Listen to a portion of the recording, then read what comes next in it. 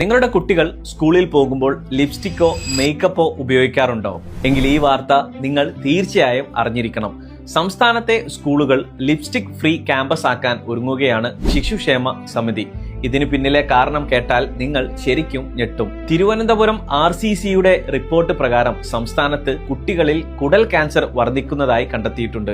ഇതിന് പ്രധാന കാരണം വില കുറഞ്ഞ ലിപ്സ്റ്റിക്കുകളിലും ഫേസ് ക്രീമുകളിലും അടങ്ങിയിട്ടുള്ള മെർക്കുറി, കാഡ്മിയം തുടങ്ങിയ മാരക രാസവസ്തുക്കളാണ്. മുതിർന്നവരെ അപേക്ഷിച്ച് കുട്ടികളുടെ ചർമ്മത്തിന് കട്ടി വളരെ കുറവാണ്. അതിനാൽ ഈ രാസവസ്തുക്കൾ വളരെ വേഗം അവരുടെ ശരീരത്തിലേക്ക് ആഗിരണം ചെയ്യപ്പെടും. ഇത് അലർജിക്കും ഹോർമോൺ വ്യതിയാനങ്ങൾക്കും ഒടുവിൽ ക്യാൻസറിനും വരെ കാരണമായേക്കാം. കുട്ടികളെ ഇതിന്റെ പേരിൽ ശിക്ഷിക്കുന്നതിന് പകരം രക്ഷിതാക്കൾക്കും വിദ്യാർത്ഥികൾക്കും കൃത്യമായ ബോധവൽക്കരണം നൽകാനാണ് അധികൃതർ ലക്ഷ്യമിടുന്നത്.